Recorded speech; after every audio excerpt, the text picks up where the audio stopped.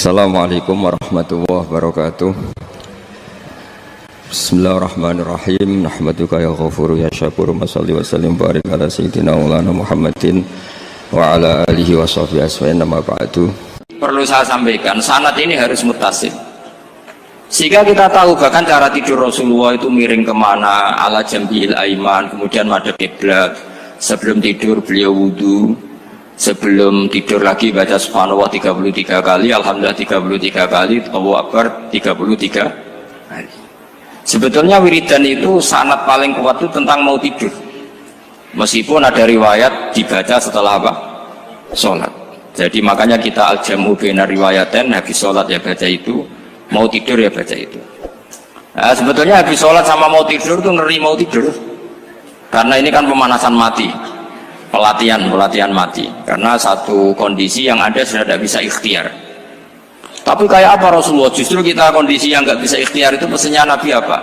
Kamu baca ini. In mutta kata Nabi, ada yang baca in mitta. Kalau mau berpikir potensi paling ngeri, bahaya paling ngeri adalah orang mau tidur. Karena di situ kita tidak bisa apa-apa. Cara musuhmu mangkel beku ya karek nyembelih. Cara bojomu mangkel beku ya karek ngobong kok ini TV ini. Anda usah merasa tidak akan mengalami itu, ya insya Allah enggak itu. Tapi dengan melihat di TV semua potensi itu ada. Untuk aku turun yang kendaraan tangis nih akhirat. Kita kok Gusti kalau mau akhirat mau kecelakaan kan. Nah, justru mau tidur itu Nabi itu unik, kelihatan bahwa ada nubuah, ada kenabian yang luar biasa. Kalau mau tidur ada nubuah, ada kenabian yang luar biasa. Kalau mau tidur itu ada wiridannya. Saya termasuk orang yang fanatik baca wiridan sebelum tidur. Jadi jangan kira kalau Selasa sholat jarang wiridan, tidak punya wiridan di tempat lain, itu sangat suudzon yang menyakiti. Saya punya cara sendiri untuk ingat Allah itu, terutama mau tidur. Sampai istri saya itu protes. Gus nak bersolat atau mau nyekot tasbih habis tidur, saya punya tasbih lupa jumlahnya, semuanya di kamar tidur. Ini sekaligus ijazah entah pamer kebaikan tidak tahu saya. Pokoknya sudahlah husnudzon saja. Suudzonu iblis. Karena mau tidur saya pikir kalau tahu-tahu saya bangun terus ketemu mungkar nakir terus kayak apa. Sehingga Rasulullah itu ngajari kita luar biasa. Bismika wa du'tu jambi wa bismika arfa'u. Kalau mau tidur doa populernya apa? Bismika Allahumma ahya bismika amun. Hafalnya gitu dok. Saya hafal banyak. Allahumma rabbas samawati sab'i wa rabbal arsyil azim rabbuna wa rabbu kulli syai' falikal habbi wan nawa. Allahumma antal awalu falaysa qablaka syai' wa antal akhiru falaysa ba'daka syai' wa antal dhahiru falaysa fawqaka syai' wa antal batinu falaysa dunaka. So, itu tak baca sampai tidur. Saking kadang takutnya sama Allah, akhirnya nggak bisa tidur. Kadang sampai setengah 4 apa terus tidur baru setengah jam terus subuh. Jadi kalau melihat tren itu kayaknya saya bakat wali itu kalau trennya seperti itu terus. Tapi sayangnya tren seperti itu jarang warset. Makanya terus tidak jadi wali-wali gitu.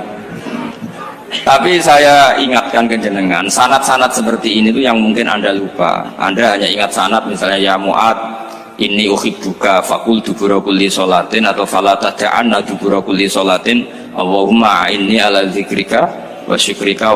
Kamu lupa bahwa saat paling krusial dalam hidup Anda itu tidur. Sehingga disebut wa min ayatihi manamukum billaili wan.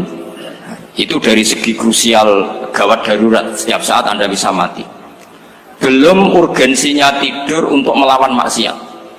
Itu kalau kamu hidup di kota Demak atau kota Semarang, genera kepikiran niklap atau wong ayu-ayu seneng terminal ning gone dalan-dalan, itu satu-satunya cara itu hanya tidur.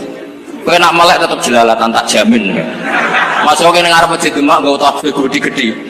Pangeran bedelok wong liwat tuh eling lur. Barokahnya usul fikih adalah kita belajar dulu. Saya pernah musyawarah sama Gus Zufur tentang usul fikih. Usul fikih itu ada makalah, mubah itu tidak ada. Sebagian ulama berpendapat mubah itu tidak ada. Karena setiap mubah saat itu Anda pasti meninggalkan keharaman. Itsma min mubahin illa wa yatahaqqaqu bihi tarku haramimma. Tidak ada kemubahan kecuali saat itu kamu meninggalkan keharaman. Anda tidur, berarti Anda taroktal maksiat. Anda tidur berarti Anda meninggalkan maksiat. Enggak nyolong, enggak dugem, enggak zina, enggak maling, enggak ngerasani orang.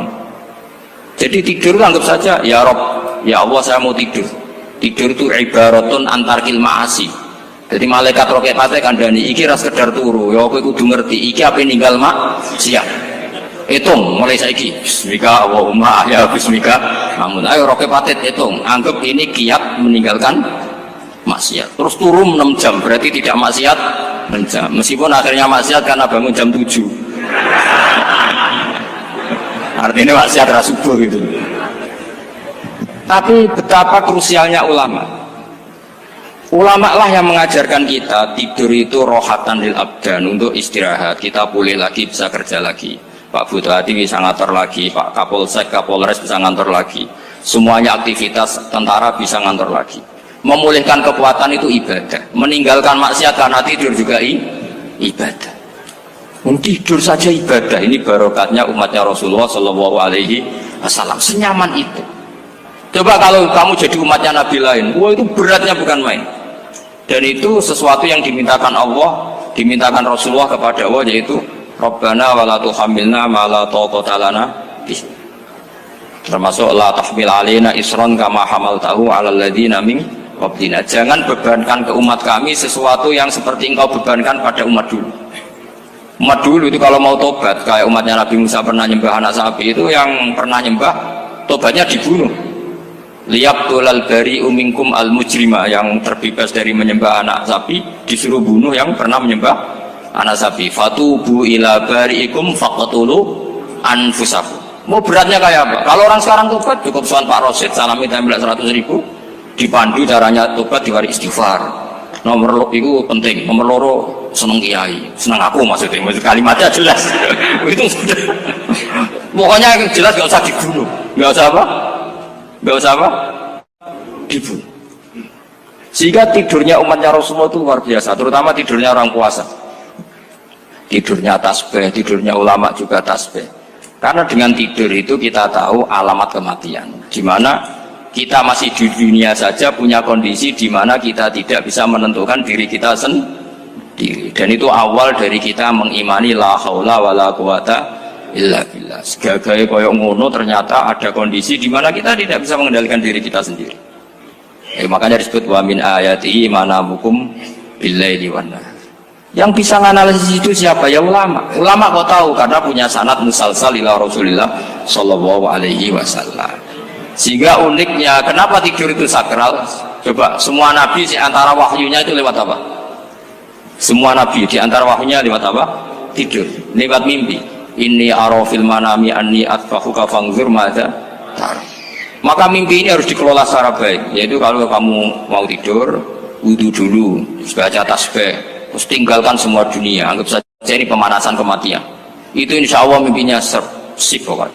Paling dikejar-kejar dajjal kecemplung kali, insya Allah. Tapi kalau kamu tidur gak wudu, raiso turu terus raiso turu mangan seku, raiso turu terus raiso turu mangan sek ben warak ben iso turu. Insya Allah dikejar dajjal kecekel. Akhirnya ngelindur tak karu-karuan karena tadi.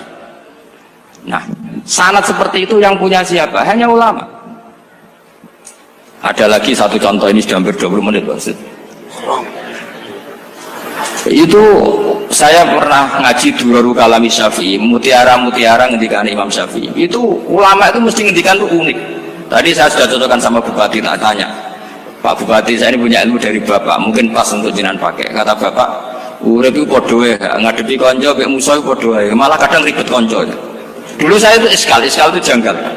Tapi setelah ngaji Durarul Kalami Syafi'i yang ada di Muqaddimah kitab Majmu', Muqaddimah Syarhul Muhadzab Imam Nawawi, Imam Syafi'i ngendikan gini. Man ahsana ilaika faqad qayyadaka. Wong apiki kowe nyancang kowe. Pak Rosid itu apian mbak aku. Karena sarang sowan mampir, gayane apian, jebule nyancang. Awas nak tekoni itu Mas. Itu faqad qayyadaka, nyancang kowe. Tapi waman asaa ilaika faqad atlaqaka. Wong sing eleki kowe iku penak bebasno kowe. Kowe tau diutangi wong kancamu ta musuhmu. Sing biasa utang kowe kanca. Kowe numpak mobil ketemu musuh nak ra usah nawani, nak ketemu kanca monggo bareng. Sing ngel-ngelo kowe kanca atau musuh? Artinya gini, kanca ya barokah, nggo perjuangan, musuh ya barokah mergo ora tau utang. Jadi segampang itu ulama melihat kehidupan itu, man ahsana ilaika faqad qayyadaka wa man asaa ilaika faqad atlaqaka. Jadi akhirnya kita hidup itu berkah terus. Di konco ya enak kata Solo, di konco Gus Zofur, nak kalau buatan sakit fikih musyawarah, rai sota tasawuf musyawarah. Di konco Pak Rosid, konco rai sederhana. Pokoknya duit. Tadi kurang contoh. Kalau rai Arab kan nggak sederhana, Pak. Wajahnya mewah terus. Ekonominya juga sederhana. Saya sama Rosid sama-sama gak kaya. Jadi ada nyotokan kan Gus Zofur sama Gus Baknya ngebis.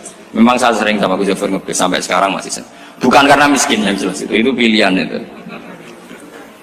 Jadi ulama itu segampang itu melihat kehidupan. Saya termasuk kiai muda yang nggak takut mati, bukan karena yakin di surga gitu, dan karena saya sering baca berdoa.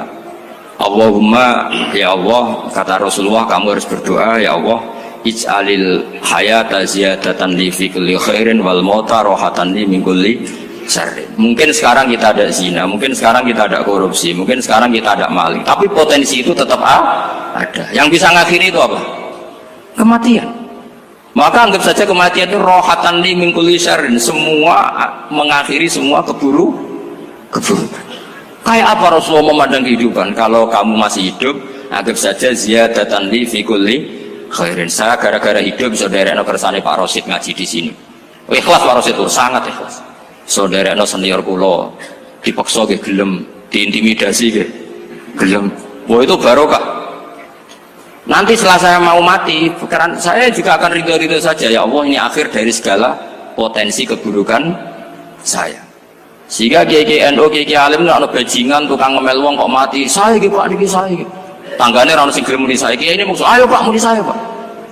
Buatan saya ini tempulan dia saya pun mati, pun buatan sakit nakal nih. Ya jenenge rohatan li min kulli syarrin. Kalau mayit ya rohatan lahu min kulli syarrin. Kayak apa sanad kita ke Rasulullah? Kabeh itu dimana jadi ibadah. Al hayat ziyadah fi kulli khairin, al maut rohatan min kulli syarrin. Kenal Pak Rosid ya ibadah, apalagi kenal Gus Zofur ibadah, kenal Bupati ibadah, konco perjuangan. Kok kenal preman ya ibadah, konco latihan dakwah, anggapnya latihan ngelola rehab. Kenal polisi ibadah, jaga stabilitas nasional, kenal ABRI ibadah, jaga NKRI. Kenal orang nakal ibadah, dianggap pembina. Semua itu ibadah. Kayak apa ajaran agama ini? Semuanya baik-baik saja, tergantung niat. Tapi sanad ini siapa yang punya? Hanya ulama. Nah ulama itu siapa? Ya orang yang kamu ketemu. Dalam konteks ini Mbah Mun ngajari kita macam-macam. Mbah Mun ketemu orang siapa saja hormat. Saya kemarin bikin makalah untuk beliau, termasuk saya cerita dari riwayat Rasul Aqli Ba'dal Iman Billah At-Tawaddud ilan nas wastina'ul ma'ruf ila kulli barrin wa fajirin. Inti iman setelah akal menentukan kita iman kepada Allah, akal setelah mengantarkan logika iman kepada Allah, akal itu kita gunakan at-tawaddud ilan nas supaya kita bersikap simpatik dan melakukan kebaikan kepada siapa saja. Karena barokahnya kita simpatik, nak ngandani wong nggih gampang. Misalnya kita di kiai alim sundul langit sampean mbek tangga muwedhit, ketemu wong perengut, sing ape ngandel iku sapa? Sementara sing preman, ayo ngopi nggonku sik tenang ae. Sing kiai ini orang begawean ngene kopi kowe. Akhirnya sing preman sakhok di pengaruh, sing kiai ini bakhil gak duwe pengaruh. Itu tidak boleh kejadian seperti itu. Makanya ada riwayat wasqinaul ma'ruf ila kulli barrin wa fajirin. Terus kula suwun sanad-sanad seperti itu tidak boleh hilang. Saya itu kitabnya Bangun Al-Ulama Al-Mujaddid itu setengah hafal, sampai sekarang masih tak baca. Kalau mau tidur tak baca, bahkan di tas saya itu ada terus. Ya karena kalau saya di Jogja kangen Bangun baca itu, ketika beliau masih sugeng, apalagi sekarang. Karena jangan sampai saya ini punya fatwa yang mukhalif terhadap fatwanya Bangun. Ini terutama warning sama santri sarang, nggak boleh. Terakhir itu Bangun punya kecenderungan, punya pikiran kayak Yusuf Qaradawi. Ya potensi wajibnya zakat khodrowat fawakih. Menghentikan gini sama sih ingat ketika ngaji sama Gus Zofur Pak Rosid kalau bangun guyon wong desa iku wis melarat gegere nganti kaya akeh wae bangun nyontokno gegere macul nganti kaya akeh gara-gara sing ditandur pari wajib zakat. Wong Sulawesi nandure kakao cengkeh zaman iku cengkeh joyo berhubung ora akut gak wajib zakat padahal kaya raya. Jadi fenomena itu sering diutarakan beliau. Lama-lama beliau ngarang di Al-Ulama Al-Mujaddidun, beliau mengutip pendapat Ibnu Katsir, tentu di era modern kayak Yusuf Qaradawi. Sebenarnya Yusuf Qaradawi sendiri bukan mujtahid, dia yang mukallid juga. Kata Ibnu Katsir, Wa mimma akhrajna lakum minal ard, yang harus dizakati adalah ma itu umum, apa saja yang keluar dari bumi. Maka kecenderungan Mbah Mun akhir-akhir itu beliau fawaqih khudrawat itu dizakati. Tapi beliau tentu tidak ilzam ya, karena beliau sangat syafi'i. Tapi ini kan saran yang baik lah menurut saya. Apa susahnya sih jadi wong lomo gitu. Wong jadi wong medhit kok bilo-bilo. Lah nek kowe takok takdirin ndi Gus, nak khudrawat fawaqih, melon, kakao, tebu wajib zakat. Takdire iku lomo iku apik, medhit iku elek, ngoten mawon.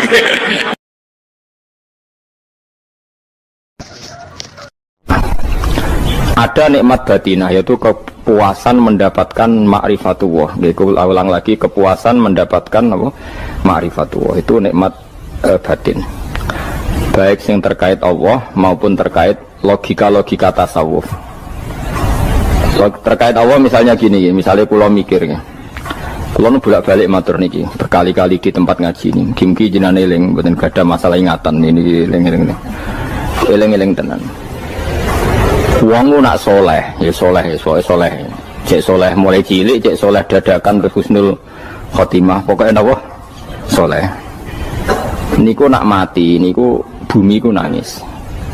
Nangisnya bumi ku kekurangan utawi kalong wong sing sujud ning ndekne. Ya Allah Gusti, biasanya wonten tiyang niku sujud teng nggen kula, dia berperilaku baik teng nggen kula, sakniki tiyang niku pun jenengan ambil, nangis bumi.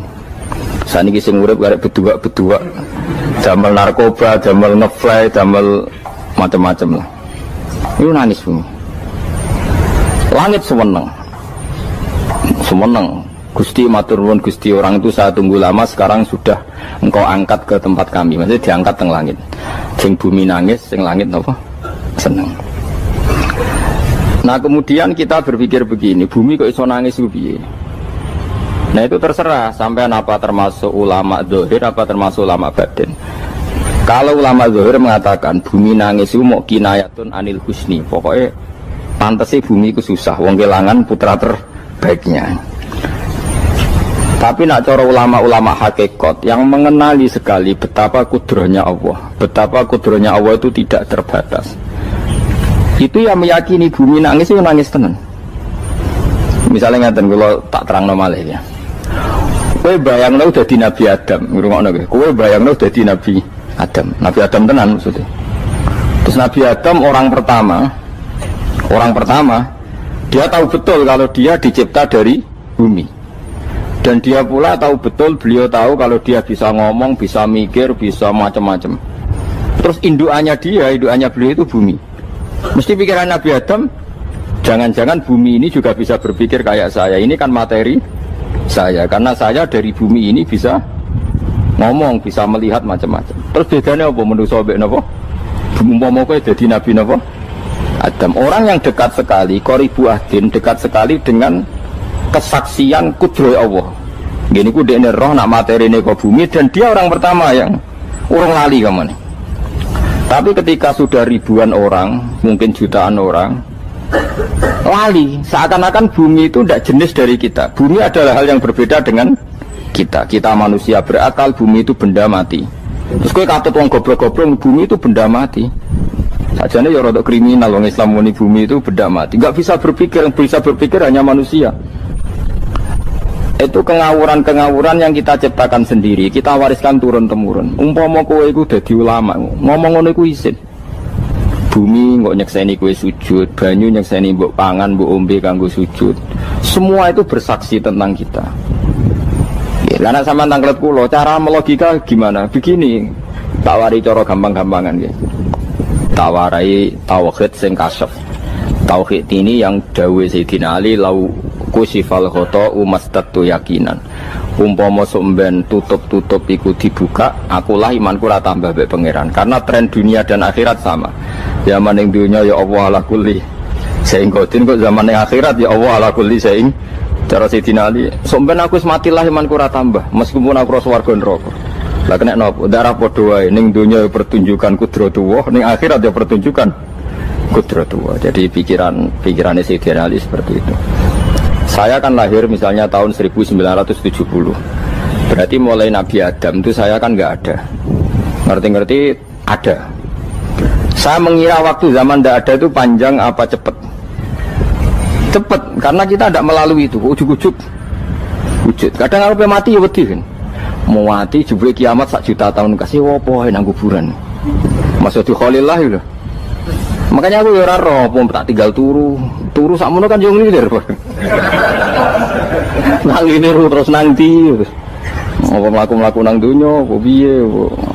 Nak turu ya kok ngani ngoyo turu kok ribuan tahun lintas. Terus ya apa jajal? Sampeyan tak takoki, misale sampeyan ning kuburan iku apa? Apa ngadepi muka nakir tukaran terus itu keselen tukaran kok nopo ratusan ribu mungkin. Nah terus kita dilatih. Kata Sayyidina Ali gampang latihan seperti kata Sayyidina Ali, apa gampang udah jadi wong alim. Pada akhirnya kita ini aku zaman urip yo ora roh karepe, ngerti-ngerti urip, mati yo ora roh karepe. Pas mati sebenarnya petangin dah yo ora roh karepe. Pokoke wa matar sauna illa ya syawah. Makanya masyhur itu dia ketemu orang ateis. Dia orang ateis itu anti Tuhan, anti Tuhan pokoknya. Dia ditanya, lalu kamu hidup itu karena siapa? Ya gak tahu hidup. Lalu kamu mati yang menentukan siapa? Ya gak tahu, kalau tahu mati. Ya berarti Anda gak bisa menentukan diri kamu sendiri. Akhirnya dia taslim, ya ada yang menentukan. Lah ya ada yang menentukan itu dalam Islam disebut apa? Allah, disebut kalimatu haqqin alaiha nahya wa alaiha namut. Jadi kalau maknani itu kalimat yang benar-benar nyata, yang karena kalimat itu pula kita mendapat kehidupan, yang karena kalimat itu pula kita mati, yang karena kalimat itu pula kita akan bangkit lagi. Itu yang makna hakikat. Tapi kalau makna syariat nggak begitu. Kalau makna syariat begini, dan ini benar juga. Mulanya kena ada di ulama, ciri utama ulama itu jami'ul bayan. Dia kalau menjelaskan itu indah sekali, dan orang pasti taslim. Sama saya tak warai tenan. Sama kan biasa wiridan la ilaha illallah kan biasa, mulai mimpin tahlil sampai kepeksa mergo do tahlil melok, sampai sing darani bid'ah akhirnya ya melok tanggane napa? Tahlil. Soale wae. Kata Ibnul Qayyim Al-Jauziyah dalam kitab Zadul Ma'ad. Kitab Zadul Ma'ad itu kitab kesayangannya Sayyid Abdul Al-Haddad. Sayyid Abdul Al-Haddad itu pengarang kitab Zadul Ma'ad. Padahal kitab ini dikarang oleh muridnya Ibnu Taimiyah. Abdul Al-Haddad itu gak seneng Ibnu Taimiyah tapi seneng muridnya. Jadi di sini ulama ya demokratis, gak seneng gurunya tapi seneng. Saja nih Ibnu Taimiyah itu orang baik, ya ulama top ya baik, ya waras top. Tapi ngerti-ngerti Wahabi itu identik dengan Ibnu Taimiyah. Akhirnya ulama ahli sunnah penyebut itu terus isin. Mulane kiai-kiai ra ono sing dalil kok Ibnu Taimiyah mergo dicap Wahabi. Padahal Ibnu Taimiyah wong alim. Di kitab-kitab kita termasuk Syekh Muhammad Piyambak nanya Ibnu Taimiyah qala Syekhul Islam no qala. Tapi kan ini sudah milik Wahabi, sehingga kita ini terus akhirnya gak gelem nyebut. Jadi kitab koyo dalil fastabiqul khairat iki apa par iki dadi dalil yo dhewe-dhewe. Wah parah tenan wong-wong. Dulu saya melihat orang enggak kunut itu ya biasa. Mergo saya sebagai wong alim ngerti iku mazhab Abu Hanifah. Saiki nek ora kunut Muhammadiyah. Kita ini sebetulnya ahli ilmi enggak tahu kunut itu mazhabnya siapa kita. Itu mazhabnya Abu Hanifah, yang kunut mazhab Syafi'i. Tapi tahu-tahu iki mazhab NU, iki mazhab Muhammad. Mana ada orang-orang ini bisa punya mazhab? Ngalime sepiro nganti dadi nopo? Mazhab. Tapi wis dadi bahasa, wis dadi nopo? Suwajo kabeh jane. Mas repot-repot. Tak warai iki. Sampeyan ben nglafadzno la ilaha illallah iku keren ya, keren tenan mboten keren-keren. Ngendikane Ibnu Qayyim Al-Jauziyah itu gini. Min asliha khuliqatil jannah wa min asliha khuliqatin nar. Terus wa min asliha khuliqatid dunya wa min asliha bu'isatir rasul wa min asliha qatalar rasul. Terus sampai sekarang saya tak bedai. Surga itu kan digawe kelas VIP mewah. Terus dari rugen widadari dulu kan nak mini tersebut. Kira 70. Wahyu kabeh kan ora ono sing kriting, wahyu kabeh. Wahyu kabeh terus gak tahu delok wong liya kan. Kadang bojo kita wis elek cek delok. Oh iya, widadari sifatnya maksuratun fil khiyam, jadi gak tahu keluyuran ning ndi. Wahyu kabeh. Lek surga yang semewah itu selek itu ya bagi mereka sing nglafatno atau yang menerima la ilaha illallah. Neraka sekarang dibikin dalam itu. Jari Abu Hurairah neraka itu tes-tesane benda kamu jatuhkan ke neraka itu untuk sampai ke bawah itu nunggu 70 tahun. Kila 70.000 tahun. Jadi nak hati yang membuat ceblok neraka itu ceblok itu ngenteni 70 tahun. Betapa dalamnya ngenteni bego biro ya bayang misalnya. Oh itu kontraktor mana saja tidak sanggup itu disuruh ngedok kedalaman neraka. Iku ya mau kanggo wong sing menolak la ilaha illallah. Jadi kalimat ini luar biasa. Swarga digawe bagi yang nerima, neraka digawe ya untuk yang menolak. Itu kalimat sing kena tahlilan turu itu loh. Itu kalimat sing gua alasan Allah gawe swarga. Terus kalimat sing suwe-suwe sing lafadzno darani bid'ah itu. Itu kalimat sesakral ini nasibnya akhir zaman itu entek. Gara-gara dilafadzno tahlilan tersangka jadi apa? Bid'ah. Dulu kalimat yang dipuja-puja penyebab surga dan neraka. Saiki kalimat itu tersangka mau perkara napa bid'ah wis aja melok-melok kowe debat ya ora iso makili aku sebarno iso kok terusno dalan tor dah berarti la ilaha illallah itu kalimat yang surga dibikin karena itu neraka dibikin ya karena itu kemudian Allah punya sunnah lalu butuh pelatihan dikasihlah Allah gawe bumi piye manusia butuh latihan dibikinlah bumi.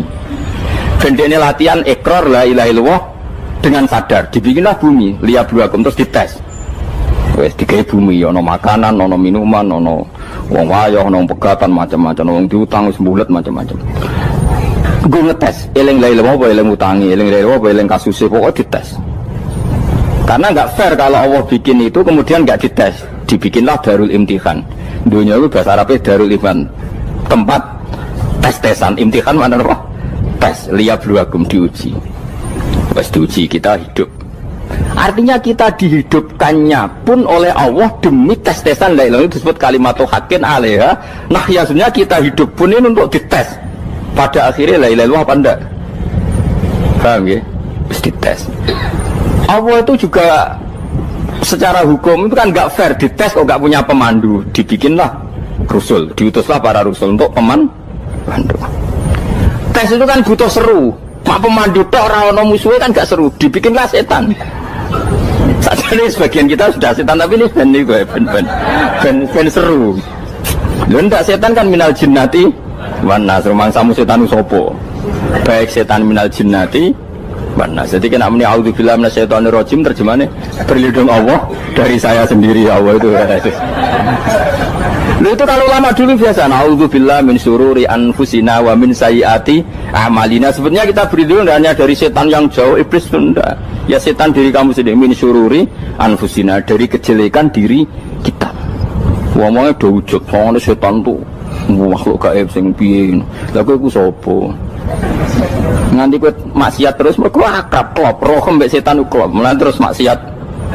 Udah Allah ngutus pemandu yang ngecul setan dan fair, kenapa? Fair. Jadi semua darul ibtila ini juga demi kalimat, nah, makanya disebut kalimatul haqqin sing alaiha nahya. Kita hidup ya demi mendapatkan kalimat itu.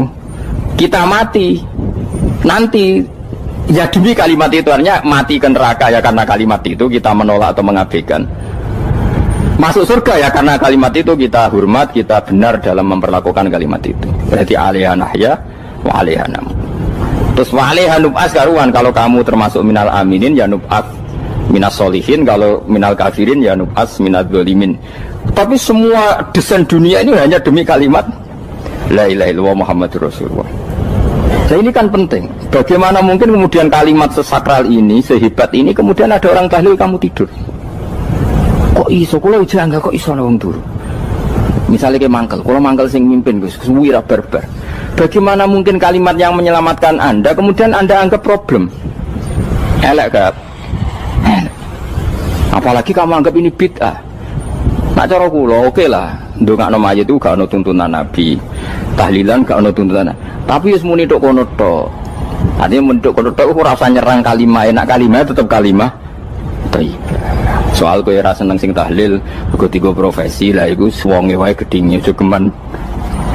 Ya saya misalnya, saya kadang nggak cocok sama mubalek karena kadang profesi. Tapi saya tidak pernah anti pengajian, bagaimana itu membawa syiar Islam.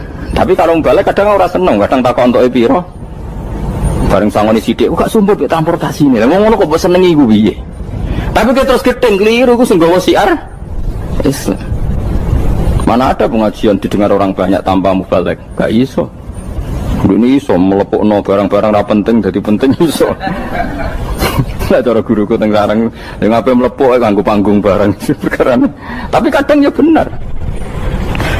Yang namanya mudin mubalek ya itu bisa benar bisa salah, tapi kamu nggak boleh gedeng kalimatnya. Pilih kalimat itu kalimat hak. Nah, ini penting kalau utarakan. Sehingga zaman Nabi Sugeng ini rungokno tenan ngaji kula. Zaman Nabi Sugeng ada sahabat namanya itu Usamah bin Zaid. Ini sahabat kesayangannya Nabi, hibbu Rasulillah. Usamah itu diutus Nabi perang. Ini dengerin nih, diutus perang.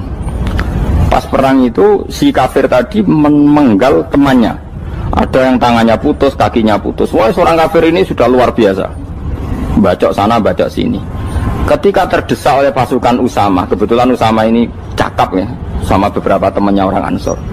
Orang kafir yang sudah koto'a arjulana wa koto'a aidiana, dia pas terdesak bilang la ilaha illallah.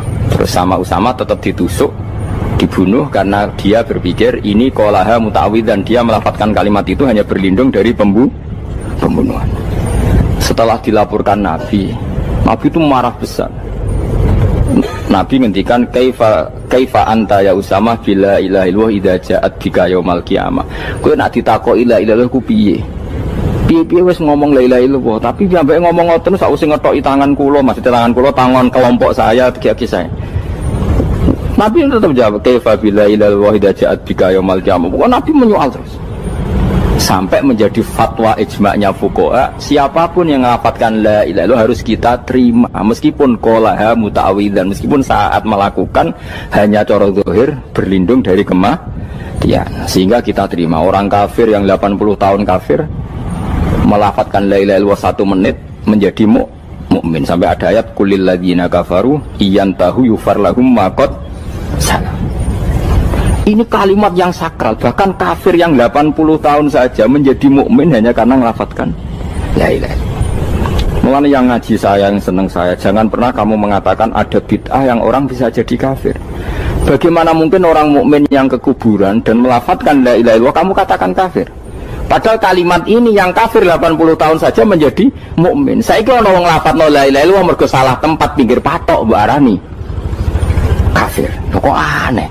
Mungkin kafir 80 tahun udah dadi mukmin iki gara-gara ngapatno la ilaha illallah dadi kafir. Mergo mau salah tempat. Ning pinggir apa? Patok. Gue nara cocok mending nganggur, wong sering ziarah ku nganggur. Nyatane yo tenan. Cara dene pegawai negeri ora sering ziarah. Nah iku tapi ora usah muni kafir gak mungkin lah. Coba kalimat ini itu orang kafir yang 80 tahun menjadi apa coba dengan melafadzkan kalimat ini? Mukmin kan? Berarti kalimat ini adalah kalimat penghilang kekafiran. Lalu karena dilafadzkan secara salah dianggap kafir. Hanya karena bid'ah itu tidak mungkin. Makanya sebetulnya Wahabi yang alim-alim itu tidak berpendapat demikian. Saya punya beberapa referensi Wahabi yang alim itu tidak pernah mengkafir-kafirkan orang karena perdebatannya seperti itu. Tapi saat ini wis kuwajo. Sebenarnya kalau orang alim itu ya mirip-mirip, entah Wahabi entah tidak mirip-mirip. Karena kalimat tadi. Wahabi itu kitab terbesarnya itu Ibnu Taimiyah. Ibnu Taimiyah itu punya murid Ibnu Qayyim al-Jauziyah. Sampai sekarang saya lihat di fatwanya Ibnu Taimiyah itu begitu hormat sama orang-orang kita ini sama. Tapi tahu-tahu lewat penyaduran sana sini terus menjadi kacau. Jadi kalau balik ini malah sampai nak kepengen dua nikmat batinah seperti tadi yang saya utarakan. Swarga dicipta sedemikian mewah ya demi yang menerima la ilaha illallah. Terus neraka dibikin se ekstrim itu juga bagi yang nolak. Kemudian dibikin daru pelatihan yaitu dunia ya karena kalimat berarti kalimat itu luar biasa. Wa biha qamatis samawati wal ardu. Kalimat ini pulang menjadikan langit bumi berdiri. Lalu sekarang kita bisa ngomong, bisa berpikir, bisa ngadekno BPKB macam-macam. Itu karena kita sendiri apa karena kudratullah? Saya tanya. Karena kudratullah. Kalau karena kudratullah, apa susahnya Allah bikin kemampuan tanah ini nangis, tanah ini susah. Wong podo-podo kowe iso nangis, iso mikir ya mergo kudratullah, ndak karena kamu. Harusnya ya sama, bumi-bumi ini bisa menangis juga karena kudratullah. Makanya bumi ini menangis ketika enggak ada orang yang sujud. Itu ya mungkin. Wong zaman kowe iso nangis ya krana kudratullah, mestine bumi yang kamu katakan benda mati, hakikatnya dengan kudratullah juga sama dengan kita. Mulane tengene kitab Al-Husunul Hamidiyah, kula ngrasa utang tenan mbek kitab niku. Dulu saya ngaji 2 tahun kitab Al-Husun. Kitabnya kecil tapi saya ngaji itu 2 tahun. Berkali-kali saya ulang. Itu beliau cerita gini. Dia yang ngarang itu orang alim, kebetulan dia orang India. Memang kelebihannya kitab dikarang orang Arab itu luweh bulet. Wong Arab kan semuanya Islam, karangannya itu standar. Ini dikarang orang India. Di Tonggo Blodor, di masjidnya, dikarang ulama yang masyarakatnya itu udah karu-karuan. Dia cerita itu gini. Manusia itu punya satu kebodohan, di mana kebodohan itu disebabkan oleh robtul asbab al-adiyah, mengkaitkan sebab sing biasa-biasa. Misalnya gini, sama saya kita omongi, misalnya ada orang bilang gini, batu ini nanti itu menjadi ayam. Orang bilang mukhal apa enggak? Enggak, jawab saja. Mukhal. Kenapa bilang mukhal? Karena dikira enggak bisa kan? Enggak, jawab saja. Jawab satu-satu. Batu ini menjadi ayam. Kamu jawab mukhal. Alasannya apa? Alasannya tidak mungkin terjadi, apa kamu tidak bisa? Sebetulnya karena kamu tidak bisa. Udah. Lau ukhbiro dzakar rajul. Andai kan orang itu kamu kasih tahu, klungsu ini biji asem itu, biji pohon asem itu. Nanti yang kecil ini suatu saat besar. Setelah besar buahnya banyak, tambah besar, tambah besar. Terus orang bilang mungkin. Ketika bilang mungkin itu karena dia bisa, apa hanya karena menyaksikan berkali-kali ada kejadian nak kelungsu ditandur, iku iso dadi gede. Coba sama jawab. Karena dia bisa, apa karena hanya menyaksikan itu sering terjadi? Hanya misalnya. Artinya zaman dia mengatakan mungkin, itu pun tidak memberi kontribusi ikut buat. Iya enggak? Tetap bergantung kudrahnya Allah. Dia hanya bilang mungkin karena sering melihat. Sebenarnya dia enggak sama sekali memberi kontribusi. Lah darani mungkin ya ora urun. Paham ya? Lalu kenapa dia kecangkeman terus muni wong wis mati dadi lemah gak mungkin dadi manusa meneh. Lho zaman dadi manusa sing wis ngene iki kok mani dene lara melok gawe. Terus muni mungkin mergo sering terjadi, sering roh, sering bersaksi. Berarti sebetulnya manusia itu pakai ukuran dia mampu tidak mampu apa pakai ukuran bersaksi melihat. Bersaksi. Nah ini kan problem, kita sebagai manusia itu problem. Mulanya disebut wa kanal insanu zaluman jauh wis goblok aja. Menurut manusia itu nak wis goblok aja. Makanya saya kemarin diminta ngisi di pondok kajen. Kalau sampean berdebat sama orang ateis atau orang komunis itu gampang saja. Dilatih begini seperti teorinya Quran. Ya nanti saya teruskan, ini tak ulang lagi ya. Saya ulang lagi ya. Andai kan nggak pernah terjadi telur itu jadi ayam, nggak pernah terjadi sama sekali. Telur itu jadi ayam. Terus kamu mengasih tahu orang tadi, telur ini loh nanti jadi hewan yang hidup terus terbang. Mesti dia bilang mohal, benda mati kok nanti jadi benda hidup yang terbang ngalor ngidul. Berhubung sering terjadi dan dia pun tidak ikut bikin, bilang mungkin. Paham? Saya ulang lagi ya. Berarti dia bilang mungkin karena sering apa? Terjadi dan dia lihat. Andai kan pertama kali nggak ada telur sama sekali yang jadi ayam, terus pengalaman pertama di dunia belum pernah terjadi. Kamu kasih tahu telur ini nanti jadi ayam terus terbang. Orang ini bilang mukhal enggak? Mukhal. Berhubung sering terjadi bilang enggak? Mukhal. Nah berarti kita nanti bangkit dari kubur gampang saja bagi Allah. Cuma belum pernah terjadi kamu mengatakan mukhal. Nah makanya otak kita harus dibenahi. Makanya jogeman percaya ambek yang pernah kita lihat, yang sering kita lihat. Percayalah dengan akal, tapi akal waras deh. Karena waras itu serempet tatanannya wangil. Makanya Islam itu melatih. Qul falillahil hujjatul balighah. Misalnya begini ya, dulu kalau Gerwani atau PKI atau siapa saja lah, itu kalau melatih anak-anak TK, makanya seorang ulama harus punya kecakapan penjelasan ibanatul ahkam. Itu anak-anak kecil dilatih. Anak-anak kamu terpejam, mintalah manisan sama Allah. Ya Allah saya minta manisan, saya minta permen. Terus disuruh buka, dapat enggak anak-anak? Enggak dapat bu, wah berarti Allah enggak ada. Sekarang minta sama bu guru. Bu guru kami minta permen dikasih. Berarti yang ada bu guru bukan Tuhan gitu. Akhirnya jadi gerakan ateisme. Nah sebetulnya untuk melawan gerakan itu kita harus melatih begini misalnya gini. Saya itu pernah ketemu sama orang yang berpikiran komunis. Oh komunis juga. Dia nantang saya gini, Pak, pokoknya saya tidak bisa menerima konsep Tuhan sebelum Anda bisa menjelaskan kenapa ada Tuhan. Jadi, bocah kok elek ini. Nah, aku ngerti aja, sak cerdas ini tetap cerdas aku yakin tetap cerdas aku. Rasanya selain raine seram meyakinkan, tapi pikir tetap cerdas. Kulo itu kan wong Quran gitu, artinya punya pikiran panjang. Mungkin di antara orang Islam kita ini tidak punya kecakapan menjelaskan. Tapi kalau orang sering baca Quran, apalagi dia ngaji tafsir ya, yang waras maksudnya waras lah. Terus rapati seneng duit, barang ini penting. Kalau seneng duit, mari goblok. Yakin ulama seneng duit, mari goblok. Tak jamin. Umpama alim wis kelas B, kelas C gak bisa, tahqiq gak bisa. Kalau tahu kandani konco kulo riyen ambek jenengan udah kaca akeh. Lah kena apa? Cok seneng duit kulo. Duit itu masalah bagi ulama. Orang duit lebih masalah kan ya. Maksudnya rasa senang tapi ojo terus gak duit. Sekarang saya tanya, Quran itu melatih kita gini. Quran itu sederhana kalau ngelatih tauhid. Tapi orang pasti ingat. Kata Allah gini, nggak apa-apa, saya tidak Tuhan, nggak apa-apa. Kamu yang Tuhan. Tapi buktikan kalau kamu Tuhan. Caranya gini. Am khalaqus samawati wal ardi. Ya nggak apa-apa, kamu yang Tuhan nggak apa-apa. Tapi buktikan kalau kamu menciptakan langit, bumi.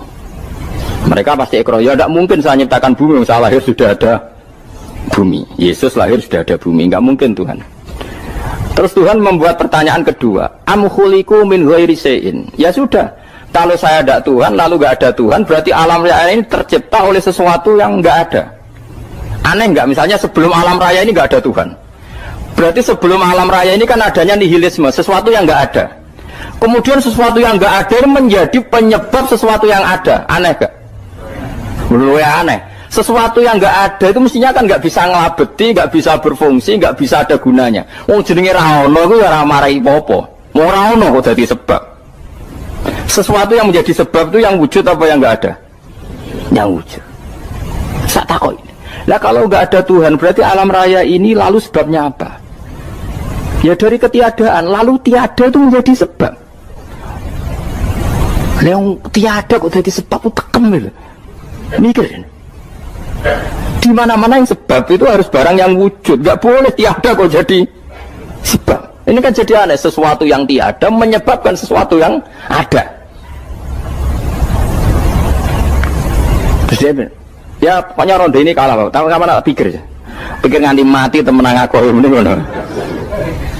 Makanya sebetulnya dalam ilmu mantek, pertama itu kita tidak harus iman Tuhan itu namanya Allah, tidak harus. Makanya pertama dikenalkan, sementing kenal Tuhan itu ada dulu. Disebut zat sing wajibil wujud, belum disebut namanya Allah. Allah itu disebut nama Islam, itu paham ya? Saya ulang lagi, Allah disebut itu nama Islam. Tapi kalau penemuan akal hanya sampai kita ini butuh zat sing wajibil wujud, sing menjadi penyebab semua alam raya ini. Di bahasa Arab disebut musabbibul asbab. Belum menyebut Allah musabbibul asbab. Islam pun pertama Iqra turun ya gak nyebut Allah. Iqra bismi rabbikal ladzi khalaq, khalaqal insana min 'alaq. Iqra wa rabbuka. Tuhan itu siapa? Yang mencipta. Nah, yang mencipta ini oleh syariat Islam disebut apa? Tapi dalam logika yang penting gue kenal si ono musabbibil asbab. Pastikan bahwa alam raya ini yang wujud pasti disebabkan sesuatu yang ada. Nggak boleh barang wujud kok diciptakan oleh sesuatu yang tidak ada. Yang gendeng ora barbar barang ra ono mbok sifati al-khaliq. Sing gawe langit bumi apa? Pencipta. Penciptane apa? Sesuatu yang tidak ada. Kowe ikhlas dutek ngono kowe ikhlas ora ya? Gak kowe ikhlas ora dutek ngono kowe ikhlas ora. Kowe gelem dadi bodoh niku. Gelem kan? Mboten. Nah, nikmat ngono jenenge nikmat batin. Nah, mulane sing suwenang mbek kalimat la ilaha illallah. Wes ana sing bid'ahnallah iku wong nganggur wis beno sak uni-unine. Tapi kadang memang kita berlebihan. Tahlilan rabar-bar matang puluh dinane rabar-bar muga alasane wis disangoni akeh tahlil sedih lho sakake penggemar sing keselen sing rantuk sangu ya butuh cepet.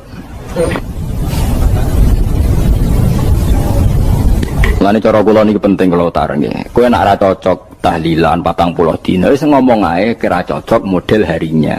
Tapi ki aja menolak kalimat la ilaha illallah iku disifati kanjeng Nabi kalimat thayyibah. Wong Nabi nyifati thayyibah, kalimat yang suci kok nyifati bid. Tak soal kira cocok wong sebut. Misalnya kamu bilang saja wong mati wis sangu amale lha apa didongakno barang. Nek kowe pengen ndonga ora usah ndonga. Wis ora usah biasa wae. Kula lah mbok dongakno ora seneng. Gak meyakinkan. Karo dene mlebu swarga butuh dongamu ora ono swarga fadhole pangeran apa butuh ngono barang. Ya tapi kowe donga aku ya seneng. Senenge ya semau lah timbang nyanyi-nyanyi rame-rame sadok ndongone. Mbok mandi mbok ora pokoke ndongone. Saya ulang lagi ya. Makanya Quran itu melatih logika sampai seperti itu. Am khalaqus samawati wal ard bal yuqinu sampai terus diulang-ulang. Am khuliqu min ghairi syai'in. Kalau mereka merasa Tuhan enggak apa-apa, tapi buktikan mereka ini wujud sendiri tanpa sebab. Atau begini, kalau mereka tidak tahu sebab pencipta langit bumi, mereka sendiri suruh yakin kalau mereka adalah penciptanya. Am humul khaliqun, enggak apa-apa. Ya tapi masih Abu Jahal gendeng lah, masih Abu Lahab ngawur lah, nak takoki ya wes pangeran kowe wae sing gawe langit bumi. Penggemarnya saja pasti tertawa. Mosok Abu Lahab darani pencipta langit bumi, wong lahir ning bumi. Tapi Quran oleh gojlok am khalaqus samawati wal ardo. Apakah mereka menciptakan langit bumi? Bala yuqinu, mereka pun tidak pernah yakin. Jadi itu pangeran. Makanya di mana-mana orang alim itu suka debat. Karena pangeran sendiri kalau menjelaskan kebenaran seringnya juga nantang debat. Kata Allah, Qul ara'aytum ma tad'una min dunillah aruni madza khalaqu minal ardi am lahum syirkun fis samawat. Enggak apa-apa mereka Tuhan kata Allah, tapi buktikan zaman langit diciptakan mereka memberi kontribusi apa? Apa urun bego, apa urun cagak, apa piye lah pas aku gawe langit iku dekne urun apa jare am lahum syirkun fis samawat. Misale urun apa lah? Urun tol ta urun apa lah. Itu pangeran. Mereka kan pasti menjawab enggak. Terus itu nih kita biming qobliyada. Kalau kamu nggak percaya Quran sebagai kitab, nggak apa-apa. Tapi buktikan kamu punya kitab tandingan. Nggak, mereka nggak punya juga. Atau gini, nggak usah Quran, nggak usah sakralan. Au atharotim min ilmin, atau kajian ilmiah yang membuktikan bahwa Yesus itu Tuhan, atau yang membuktikan bahwa berhala itu Tuhan. In kuntum shodiqin, nggak apa-apa. Kalau kamu benar buktikan. Nah itu makanya semua nabi itu punya kecerdasan. Karena tadi nabi kadung nantang itu nih kita biming qobliyada au atharotim min ilmin in kuntum shodiqin. Tapi sekarang orang alim soleh itu jarang. Yang ngono ngerung soleh rapati ngalim, nggak sing alim biasanya rapati soleh. Aku termasuk rontok-rontok ya, rontok soleh ya rontok, tapi lumayan masih menjaga hujjatullah tadi. Sebab itu ulama dulu mengajarkan Allah itu siapa? Disifati zat sing wajibil wujud. Karena alam ini kadung ada. Kalau alam ini kadung ada, pasti penyebabnya sesuatu yang wujud.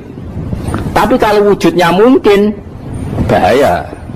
Wong sing gawe wae wujudnya terima mungkin, bisa wujud bisa tidak. Makanya dipermanenkan yang gawe alam ini zat sing wajibil wujud. Sing wujudnya wajib. Wajib itu nggak bisa nggak, pasti wujud. Nah terus kita kenal itu namanya khaliq, itu musabbibil asbab, itu khaliqul asya. Lalu oleh Islam zat yang demikian itu disebut Allah. Terus jadi la ilaha illallah. Nah orang yang bertauhid gini tentu punya kenikmatan batin yang luar biasa. Sehingga saya bayangkan nanti mati yang ngono biasa wae kan. Gusti zaman kula teng donya ora melok ngatur oksigen, ngatur nyawa, ape mati ndak ra ngoten. Mulai jare Siti Ali, jenengan jemben nak mati tambah pinter apa biasa? Ya biasa wae. Ning bumi yo ndelok kudrohe Allah, kok ning akhirat ndak ra padha wae ndelok kudrohe Allah. Mulane beliau masyhur guyonan beliau lauku sifal ghata mastatu yakinan. So ben aku nek mukasyafah ning akhirat imanku yo ora tambah, ya biasa wae, standar-standar wae. Maksudnya kowe ning donya ujung-ujunge paling pokok ya menyaksikan kudratullah. So ben ning akhirat ujung-ujunge paling pokok ya delok kudratullah. Ning donya saiki Allah ya matlubi sing kita cari, so ben ning akhirat ya Allah matlubi. Paham ya? Artinya hukum dunia dan akhirat itu sama. Kita di dunia golek ridhanya Allah, ning akhirat ya golek napa? Ridhanya Allah. Lah soal kecil itu, tapi ning akhirat masalah pun rokok masalah, itu utang ditagih yo masalah, kere suwi ku yo masalah. Ya biasa jenenge makhluk anane masalah. Sing ora oleh di masalah pangeran. Pangeran duwe masalah. Biasa wae. Terus niki kula mulai saking penjelasan nggih kias Ali itu analogi kias ya, analog terus tenggene ilmu usul fikih itu ada kias itu kan kias aulawi, dari bawah dikiaskan ke yang lebih apa atas. Ada kias setara namanya kias musawah setara. Ada kias fahwal khitab, maknanya ya orang pasti sadar kalau maknanya seperti itu. Sampean saya kita beda jawab mau biasa mau. Kudu ya pantes, pinter ya pantes jawab baik. Kalau bolak-balik ngaji menerangkan. Kita ini hidup tuh menjadi tahu apa malah menjadi tidak tahu gara-gara hidup. Nah, aku mari ke goblok sih, ora oleh. Gara-gara hidup menjadi tahu. Yo, ora sing bener gara-gara hidup menjadi tidak tahu. Kowe goblok ku sebab apa? Sebab tahu apa sebab tidak tahu? Wes gak polling gak apa-apa. Ayo 02 sik sebab tahu. Ini yang syukuran. Tahu. Hidup itu menjadi tahu menjadi tidak tahu. Menjadi tidak tahu. Gue Mas 01 gue. Tahu. Menjadi tahu. Nah gue tengah-tengah. Wong loro padha ora jelas ya, cara kowe. Ndak tahu. Berarti menang 0 piro. Biasa. Tawari ilmu hakikat ya. Di awal syaratnya dadi wali. Meskipun dadi wali ku yo angel tapi tak warai mukadimah ya napa. Jadi nak bar iki urung wali cek apa? Mukadimah. Nah, sekarang misalnya gini, saya mau minum teh. Berarti saya melihat teh. Terus saya minum teh. Karena saya fokus minum teh, terus anak saya main di sekeliling saya, anak saya kecil misalnya. Terus jatuh. Saya ini dianggap bodoh kan? Bodoh kan? Gara-gara mau minum teh fokus saja, membiarkan anak jatuh. Yang andai kan saya tidak fokus minum teh, mungkin anak saya terkontrol. Terus ngerti ada cilik kan potensi apa? Begitu juga dunia. Gara-gara kita delok babunan ayu-ayu, delok gemerlapi dunia politik, delok hal-hal yang enggak penting, akhirnya melupakan hal yang penting. Sekarang misalnya Allah itu Ar-Razzaq, pemberi rezeki, Allah itu Al-Mudabbir sing ngatur itu. Gara-gara Fauzi terus meyakini satu makhluk apa yang nyelametno Indonesia. Ini kan dari iman kepada Allah menjadi iman kepada itu tidak boleh sih, iman ya baik pangeran. Jadi dunia itu biasa ya. Oh, nomor itu kok iso nentokno. Cuma ya tetap berorganisasi secara duniawi, tapi tetap sih menentukan. Iku rungono tenan awas. Nah, karena kita hidup maka menjadi tidak tahu. Kita tahu itu menjadi tidak tahu. Rungono sih, engkau nanti tak terangkan sekian dalil dari Quran dan hadis. Gara-gara saya fokus minum teh, terlena mau ngopi. Wah, sena isu-isu ngopi. Gara-gara terlena itu anak saya jatuh, menjadi tidak tahu. Begitu juga dunia. Makanya Allah sering memberi nasihat, fala taghurrannakumul hayatud. Kamu jangan tertipu oleh kehidupan dunia. Ibaratnya Allah menimpi direm, dat paling penting, paling pokok. Tapi kamu abaikan. Kamu bilang jabatan penting, teman penting, mitra pejabat penting. Komunitas penting. Kamu sampai lupa bilang nak Allah itu lebih penting. Nah, ini sudah mulai kena hijab. Nah, orang yang kena hijab ini nanti tidak bisa masuk surga karena Allah dengan marah besar Allah ngendikan kalla innahum ar-rabbihim yauma idzil lamahjubun. Orang-orang ini nanti ketika di akhirat terhijab dari saya. Karena zaman ning donya ora tau roh aku. Kenapa kok terhijab? Justru karena ada yang diketahui, justru ada yang diketahui. Contoh paling mudah itu copet atau lonte atau koruptor atau apa saja. Misalnya nyuwun sewu orang jadi copet itu kan umur 17 atau misalnya jadi pekerja seks nakal itu kan umur 17 atau 18. Hanya karena pernah mendapat rezeki dari judi misalnya atau dari transaksi yang haram. Terus dia bilang gini, aku nak jadi copet mangan kopo. Aku nak judi mangan kopo. Aku nak gak jadi wong nakal mangan kopo. Padahal dia 17 tahun nyatanya bisa makan, birizkillah apa? Tapi pernah merasakan 1-2 bulan dari rezeki haram, dia menvonis seakan-akan tidak bisa makan kecuali dari rezeki haram. Ya itu tadi, gara-gara tahu nikmatnya uang yang sepintas lewat haram, nyopet atau korupsi, terus menafikan nikmat-nikmatnya. Jadi dari tahu nikmatnya nyolong atau korupsi menjadi tidak. Makanya kalau dalam ilmu tasawuf itu gini fatwalian, manusia sekarang itu tidur, kalau mati baru bangun. Jadi cara ilmu tasawuf itu anna sunyamun wa idza matu intahu. Mungkin ada yang hafal tapi ra paham. Jadi rata terang. Anna sunyamun wa idza matu intahu. Manusa kabeh sak donya iku turu. Nek wis mati lagi tan. Mergo kena wis mati iku lagi roh. Jebule sing hak tenan iku sujud ning pangeran. Sing hak tenan iku subhanallah walhamdulillah. Sing hak tenan iku muni Allahu akbar. Kae zaman ning donya dintekno kowe ngomong Amerika super power. Kenal presiden penting, kenal menteri penting, kenal kiai gede penting. Iku mbok entekno. Barang-barang sing cara akhirat gak mendesak mbok entek. Wong nak ramangan mati, nak ra duwe gaji sumpek, nak pensiun sumpek. Hal-hal nanti setelah di akhirat kamu hanya tahu satu kalimatul haq, yaitu kenangan terbaik kamu di dunia itu sujud.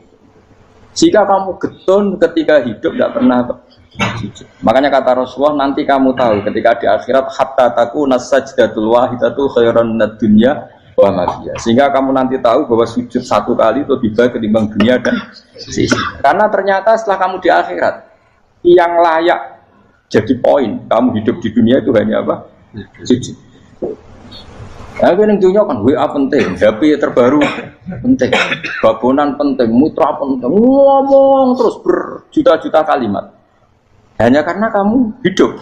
Tahu saya mati, gue ngerti gue kabeh dak. Maka ilmu kamu itu setelah mati, lagi ilmu terlambat. Napas ilmumu terlambat itu Allah duka kalla apa alhaqumut takahtur hatta zurtumul qabir kalla saufa ta'lamun summa kalla. Terus kalla law ta'lamuna ilmal yakin la tarawun al-jahim. Pas kowe ilmumu wis bener, Gusti ternyata penting sujud teng jenengan, ternyata penting jenengan Allah. Pas roh pas wayahe mlebu neraka, kok wis kecewa. Ya saiki tapi wayahe mlebu neraka, roh wis terlambat. Mane tak warai saiki ben ora roh pas wayahe mlebu neraka. Kok nak roh terlambat, pas roh wayahe mlebu. Sehingga ketika Allah melehno wong kafir, melehno itu mencibir orang kafir. Kata Allah begini. Ini mungkin yang hafal Quran bisa dicek lagi. Fakashafna anka fito akafa basarukal yauma hadid. Jadi kata Allah ngomentari orang kafir ketika di akhirat, laqad kunta fi ghaflatin min hadza. Kamu lupa kan kalau ada akhirat seperti ini, kata Allah. Fakashafna anka fito aka. Sekarang kamu saya kasaf, saya buka semua fakta. Fa basarukal yauma hadid. Sekarang pandangan kamu tajam. Dulu di dunia bilang misalnya seks penting, dugem penting, narkoba penting, maksiat penting. Kalau enggak gitu saya pusing. Nanti di akhirat semua ini jadi problem. Artinya apa? Gara-gara di dunia melihat gemerlapnya dunia, dia menjadi tidak tahu pentingnya Allah, tidak tahu pentingnya akhirat. Maka dengan hidup malah menjadi tidak tahu. Maka untuk menjadi tidak tahu itu sebabnya dua. Makanya polling 01 dan 02 sama benarnya tadi. Gara-gara tahu yang menjadi tidak tahu, gara-gara tidak tahu yang menjadi tidak tahu. Tadi misalnya kamu fokus ya, misalnya Rukin jelalatan untuk cawe itu, fokus untuk cawe itu, gak Allah waktu ngarepe ke jengkang, ke sandung. Berarti gara-gara melihat menjadi tidak tahu. Ya kira-kira seperti itu. Gara-gara fokus delok dunya nganti raroh hae Allah Subhanahu wa taala. Di sini Allah sering pesan fala taghurrannakumul hayatud dunya wala yaghurrannakum billahil ghurur. Kamu jangan tertipu dengan kehidupan dunia. Makanya saya itu orang yang paling fanatik sujud. Soalnya kalau suwun jenengan sing sujud. Mau sujud salat lima waktullah nikmati. Karena sekali kamu terbiasa mensifati dunia ini penting, nanti kamu akan lupa mensifati akhirat itu penting. Dan itu awal kamu tergelincir dari ansawa isabil, dari jalan yang benar.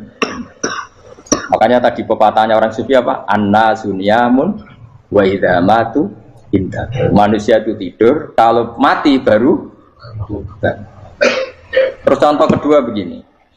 Kenapa Allah begitu murka ketika orang tidak mengerti hak-haknya Allah?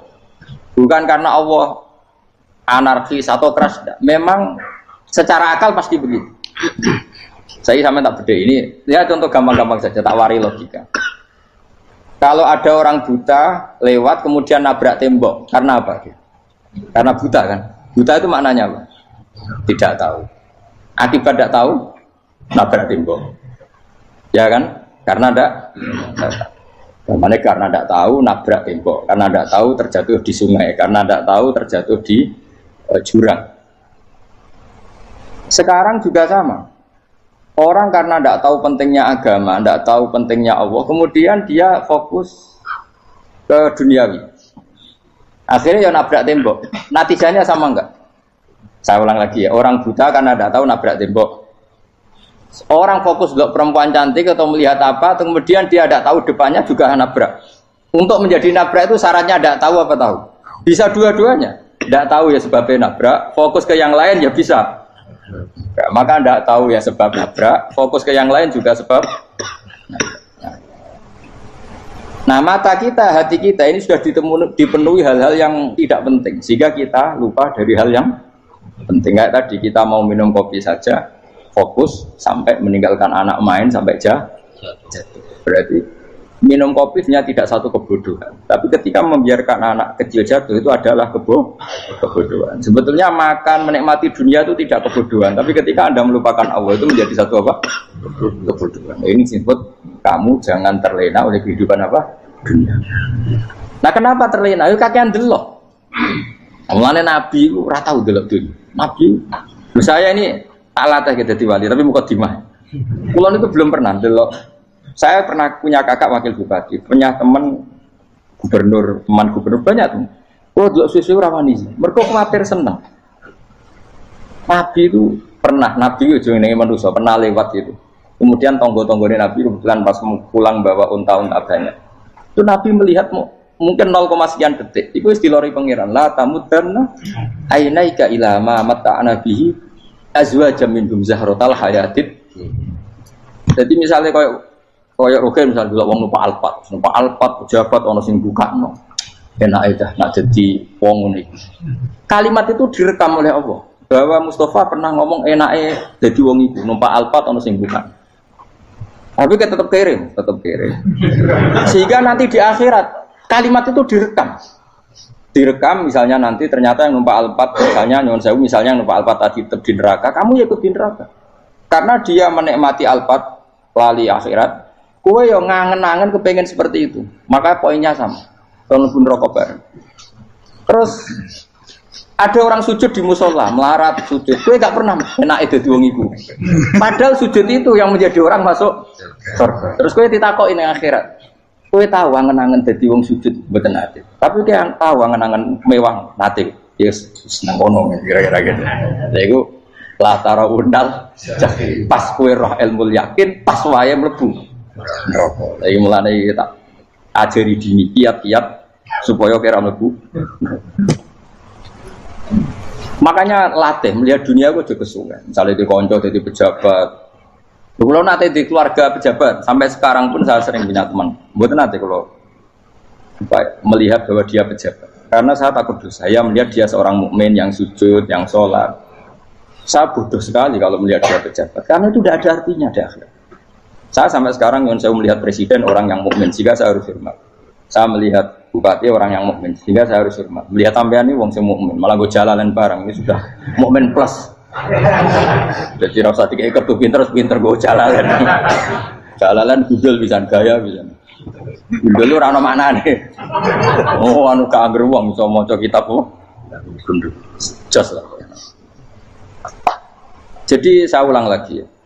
Makanya saya itu nanti kalau sampean alim sudah kayak saya, itu pasti nggak kagum sama sahabat. Sahabat itu, apalagi Rasulullah ya tentu. Sahabat dulu aja yang gampang ditiru. Sayyidina Umar ketika ditusuk oleh siapa? Abu Lu'lu' siapa? Al-Majusi. Abu Lu'lu' itu seorang Majusi. Dan Umar itu orang pendendam. Dia orang pendendam. Tapi tentu karena dia orang baik, ya pendendamnya hal-hal yang baik. Coba kalau kamu ditusuk orang itu dendam nggak? Kira-kira sebagai manusia kan dendam. Itu tanyanya begini sama yang ya taruh sekarang orang dekatnya. Yang bunuh saya tadi siapa? Itu Abu Lu'lu' Al-Majusi, Hulamul Mughirah. Dia budaknya Mughirah. Majusi, iya ya Umar. Dia sudah mau mati. Itu ngetikan gini, sama siapa alteknya? Alhamdulillahilladzi lam yaj'al maniyati biyadi rajulin sajadalaka sajdah yuhajuni biya yaumal qiyamah. Ya Allah, terima kasih sekali ya Allah. Engkau mentakdirkan saya dibunuh oleh orang yang enggak pernah sujud. Kalau saja dia pernah sujud, maka dia berhak menuntut saya dengan sujudnya untuk masuk surga. Artinya gini, kalau dia ditusuk orang yang pernah sujud, misalnya Sayyidina Umar kok ditusuk oleh Ruhin, kemudian Umar masuk Ruhin masuk neraka, aku tetap pedih Gusti. Isowai sujudnya dia menjadikan enggak berhak masuk neraka. Artinya Umar sangat hormatnya pada sujud itu dia enggak berani. Jadi kira-kira kok Umar sujud kue, itu kira-kira rawani maksud anak kue mlebu neraka. Piye-piye di kekuatan sujud yang mempotensikan tetap dia masuk surga. Makanya dia seneng, dendamnya kesampaian. Syukurlah nek sing mateni aku ora tau sujud. Dadi tak patut nang neraka langsung gludeng ngene kira-kira gitu. Saking hormatnya sampai sing jenenge sujud. Tapi kita sekarang enggak. Rawong ning musala sujud, ya jeneng wong nganggur. Otak kita ini sudah PKI lah kamu. PKI halus. PKI yang tanpa kartu, paham? Makanya Allah kalau muji sujud itu enggak sampean tak latih supaya baca Quran yang benar. Kayak apa Allah bikin Ka'bah? Kayak apa mulianya Ka'bah? Itu dibikin Allah untuk apa? Lil akifina wa satusai warrukais sujud, dan untuk orang-orang rukuk dan sujud. Ketika Allah menurunkan rezeki di bumi dan di langit, itu perhitungannya Allah mau sitok asli. Rabbana liyuqimus shalah faj'al afidatan minan nas tahwi ilaihim warzuqhum minas sama. Gusti ben nak sujud ku kuat. Piye-piye menungso nak ramangan ra kuat. Nak is kuat ditono aku yo ben sujud. Liyuqimus shalah. Ketika Allah muji orang baik atau ibunal abidunal hamidunas saihuna satrusé arraqiunas sajid. Yang rukuk yang sujud. Karena tadi ketika nanti Anda di akhirat, kenangan terbaik Anda di dunia itu hanya sujud. Liyane iku coba misalnya kene akhirat terus video disetel pas kongkoi ini perapatan. Bariku nglamunem disetel. Beda di pegawai negeri. Ngayal gajine sakmene, engko sakmene nggo wayo. Wan rekam kabeh. Ora sini wong. Terus apa idola sing duwe wae sing tumpakane Alfa di sekretaris saya. Iku mbok nang utakem iku berpuluh-puluh tahun. Dan itu jumlahnya poinnya misalnya 100.000. Bareng idol anu Kanjeng Nabi mau 10%, cuma gayanya mau coba sholawat, tapi sebetulnya agak tahu bayang no ahli ini miskinan, Mbak Amit nih miskinan. Gayanya mau coba sholawat, tapi utaknya orang tahu pengen melarat koyok. Yes. Itu direkam. Makanya dari Habib sing alim-alim nih, almar umma aman ahabba hada targhib wa tarhib. Kita ini kan sering dimotivasi mubalik itu kan saya naik dewe nang. Pokoknya seneng Nabi swarga. Dari Habib sing alim nak ngritik masalahnya dawe mu almaru ma'aman ahabba. Wong dibarno wong sing disenengi. Apa kamu bisa menjamin seneng Nabi saudure seneng wong-wong itu? Jangan-jangan kita lebih berkeinginan seperti orang tertentu yang kaya raya, yang terkenal, yang hebat. Meskipun kowe oleh sana muni seneng Kanjeng Nabi. Jangan-jangan status cinta kita terbukti ke orang itu.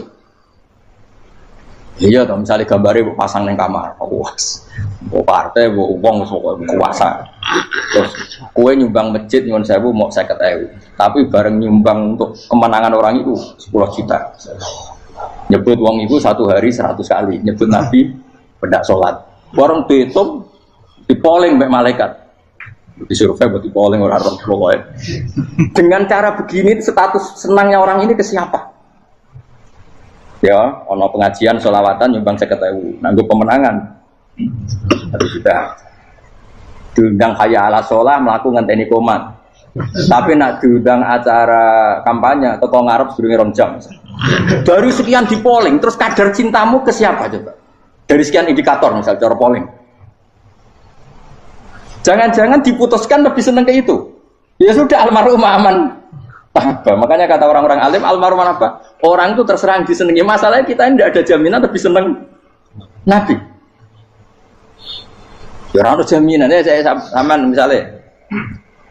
Hitung dewi-dewi. Rasa menang terus kok begitu. So wis kadung terus. So wis kadung.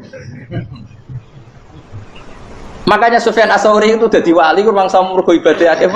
Sufyan Ats-Tsauri gurunya Imam Syafi'i. Jadi wali itu sederhana. Sama tak ceritanya orang-orang jadi wali dengan cara yang sederhana. Tapi kan niru copy paste ya, artinya orang apa ya KW lah. Kalau niru gak apa-apa, tapi KW kebaikan.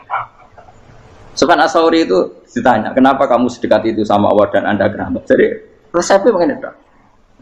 Saya itu belum pernah ke masjid nunggu adzan. Paling gak setengah jam, 1 jam sebelum adzan itu saya sudah ada ke masjid. Ditanya, kenapa begitu? Ya kok kawula sing elek, moroe ngenteni diceluk. Terus ngerti nak wayahe yak ngono kok Allah nyeluk. Misalnya saya punya cah dalem atau saya punya karyawan, tiap jam 8 itu buka toko. Nah, bayangno itu sih. Saya punya karyawan tiap jam 8 tugasnya buka. Selalu buka tokonya ngenteni tak panggil. Rohen, toko buka, siap. Tapi besok yang ngono lagi, wis jam 8 buka, siap. Tiap hari gitu, kira-kira ngedarani karyawan iku goblok apa sopan? Kira-kira enggak jawab deh. Goblok kritik gak usah sini. Nah, Sufyan Ats-Tsauri tidak mau gitu. Wis ngerti nak Allah yang mono wayahe manggil. Jadi yang kerja malu ya ning kono. Dadi nek Allah ayala salam pun Gusti. Ayala salam pun teng mriki. Lha iku sudah dadi wali. Oh iku saya buat tiru tapi kawe lho, enggak masalah, tapi ini kan resep no. Lho mangkel lo gak kira-kira. Ana karyawan tiap jam 8 kon buka toko. Selalu marane ngenteni di pagi. Jadi wali dulu tuh punya cara muamalah sama Allah tuh luar biasa. Ya ora usah mbok tiru terus men dadi wali wis ra iso kadung salah. Biasa wae. Aku lah nganti saiki ya biasa wae. Aku mau masjid ngenteni mekumat ya biasa wae. Tapi aku kan iso dadi wali lewat jalur liya lah aku ya. Jalurku kan akeh. Mulang ya mari wali, sabar ning coba ya mari wali. Jane ana jalur fakir ya mari wali kan. Tapi kan loro, fakir loro. Jadi Imam Adil ya wali, di bojo judes iku wali masyhur. Ana wali ku barokah di bojo judes. Jadi ya jalur dadi wali. Wah lebih ngeri lagi. Ngeri tenan nganti akhirat aja wedi. Jadi anak jote apa kan? Para suami takut istri silakan baris, bareng sing wis baris, bareng sing wedok. Pak Rene lho tetep moro-moro. Wah, wedi bojo kegawa ngantine akhirat bahaya, you know. Yes. Bahaya wedi bojo nganti kegawa napa? Masyhur jadi cerita-cerita wali guys. Ya saya ulang lagi ya. Latih, meskipun dari kecil latih. Makanya kamu tahu kenapa Quran itu kalau ngendikan sujud kayak gitu spesial. Walillah fa'bud wa kum minas syakirin. Jadi meskipun kita di dunia umumnya orang saya makan, saya minum. Saya juga punya istri, punya keluarga. Tapi saya belum pernah melihat anak saya itu sebagai anak saya. Saya kalau melihat anak saya ini teman sujud saya, nanti yang meneruskan sujud saya. Saya tenan kulon bolak-balik ditanya istri saya dan agak-agak marah. Terus Pak, kenapa kamu hormat sama anak sampai gitu? Kalau nanti manja gimana? Kalau terlalu manja, saya bilang itu udah anak saya. Itu nanti yang meneruskan sujud saya, meneruskan rukuk saya. Saya nanti pasti mati dan saya butuh di bumi selalu ada yang sujud sama Allah. Dan itu yang paling dalam otoritas saya itu anak saya. Orang lain itu enggak dalam otoritas saya. Jika kita melihat anak itu ini penerus sujud saya, penerus rukuk saya. Kita enggak sudah duniawi sekali. Rumah tanah anak tua ben di rumah. Kapitalistik. PKI lah pikirannya yang ngono Cina yang ngono. Wong fasek-fasek ning dalan ngono kowe nggawa jalalan ngalor itu lho percaya ngono. Jadi dulu itu kalau para nabi donga fahab li milladunka waliya yarisuni wa yarithu min ahli ya seorang turunan yang meneruskan tradisi sujud, tradisi. Sehingga ulama-ulama dulu kalau dongakno anake ya min ahli sujud wa min ahli Al-Qur'an wa min ahli sunnah napa aja. Enggak apa-apa kowe seneng donya gak apa-apa. Ora usah tak warai wis seneng dhisik. Paham dadi ora usah. Ora usah cara Gus Bak ra apa-apa. Ora usah tarani ra apa-apa wis mbok lakoni. Makanya kula suwun sangat. Sujud itu luar biasa. Nanti kamu di akhirat kenangan terbaik Anda di dunia adalah pernah apa? Sujud. Bayangkan kalau itu jadi orientasi Anda. Anda berpolitik, melok partai Gerindra, Golkar, PDI supaya jadi penyuara sujud tidak dilarang di Indonesia karena umat Islam mayoritas. Saking mayoritasnya sampai pejabat rasolat rawani. Beberapa pejabat rasolat bakal dipilih. Itu berarti kamu berpolitik niat bikin satu pressure supaya standar orang benar adalah sing nopo sujud itu ya benar. Kok yang kaya kerja biar bisa beli tanah untuk masjid, yang orang miskin ikut menopang supaya masjid itu berdiri. Semuanya orientasinya menuju apa? Sujud. Jadi tidak sujud itu harus jadi wong kusuk sing goblok terus sujud terus. Tahu-tahu negara dikuasai komunis misalnya terus akhirnya sujud gila. Termasuk menciptakan satu suasana Islami di negara ini juga berarti menciptakan keberlangsungan sujud, karena dengan suasana Islami berarti sujud tidak dilarang bahkan dianjur dan sebagainya. Ini penting saya katakan karena kalau tidak diingatkan ruwet. Nabi itu pernah punya anak dalam itu setelah mau boyong toro santri itu ditanya, kamu minta apa sama saya? Ya Rasulullah kasih waktu 1-2 hari mau saya pikir. Karena yang menanyakan orang yang sayyidul awalin wal akhirin setelah sekian 2 hari minta apa kamu? Jaluannya gak tanggung-tanggung. As'aluka murafaqataka fil jannah. Saya minta jadi temanmu di surga. Oh Nabi kaget tuh. Kok kowe diwarai wong? Mboten terjemah. Kok Nabi diwarai wong ndak ada ya. Terus, kenapa kamu minta itu? Kata tadi, kalau saya minta dunia itu nanti zailah. Dunia itu pasti hilang, faniyah pasti hilang. Maka yang abadi adalah saya jadi temanmu di surga. Tapi apa kata Rasulullah Jabir? Fa'inni ala nafsika bikasrotis sujud. Ya sudah, kamu bantu saya, kamu memperbanyak sujud. Kayak apa? Nabi pun mintanya fa'inni ala nafsika bikasrotis sujud. Saya bantu untuk menolong diri kamu, kamu memperbanyak apa? Sujud.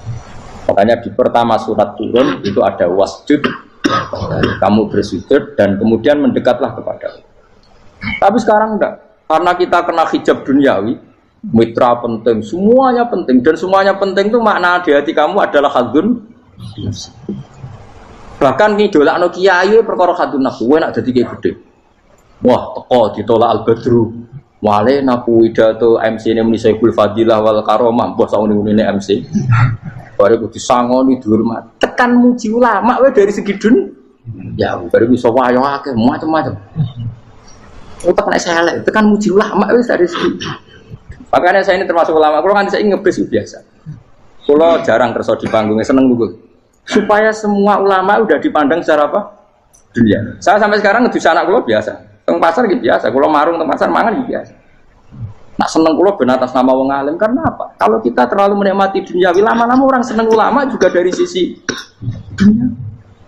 Keren, jadi kiai toko di sualami dicucupi, munggah. Ya gak apa-apa itu gak dosa sebenarnya, tapi takut saya elek-elek ini ngejolakno perkara duniawi, show-nya itu loh. Bang.